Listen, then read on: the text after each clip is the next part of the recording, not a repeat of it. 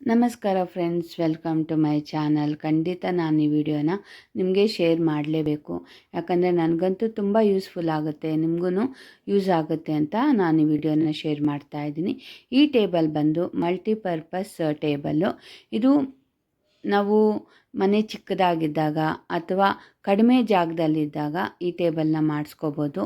ತುಂಬಾ ಯೂಸ್ಫುಲ್ ಆಗುತ್ತೆ ನೋಡಿ. ಬೇಕಾದಾಗ ನಾವು ಫೋಲ್ಡ್ ಮಾಡ್ಕೋಬೋದು ಮತ್ತು ಯೂಸ್ ಮಾಡ್ಕೋಬೋದು.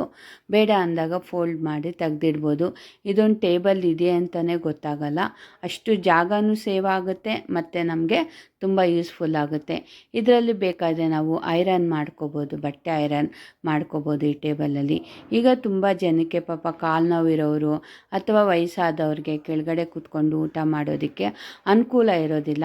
ನಾವು ಡೈನಿಂಗ್ ಟೇಬಲೆಲ್ಲ ತರಿಸೋಣ ಅಂತ ಹೇಳಿದಾಗ ಜಾಗ ಇರೋದಿಲ್ಲ. ಈ ಥರ ಎಲ್ಲ ಇರಬೇಕಾದ್ರೆ ನೋಡಿ, ಈ ಥರ ಟೇಬಲ್ ಮಾಡಿಸ್ಬಿಟ್ರೆ ಒಂದು 4 ಜನ ಕೂತ್ಕೊಂಡು ಆರಾಮಾಗಿ ಊಟ ಮಾಡ್ಬೋದು. ಹಾಗೆ ಮಕ್ಕಳಿಗೆ ಸ್ಟಡಿ ಟೇಬಲ್ಲು, ಅವರು ಕೂತ್ಕೊಂಡು ಓದ್ಕೋಬೇಕು ಅಂದಾಗ ಸ್ಟಡಿ ಟೇಬಲ್ ಆಗಿಯೂ ಯೂಸ್ ಮಾಡ್ಕೋಬೋದು. ನೋಡಿದ್ರೆ ಎಷ್ಟೆಲ್ಲ ಬೆನಿಫಿಟ್ಸ್ ಇದೆ ಈ ಟೇಬಲ್ ಮಾಡಿಸೋದ್ರಿಂದ. ನನಗಂತೂ ತುಂಬಾ ಯೂಸ್ಫುಲ್ ಆಯಿತು.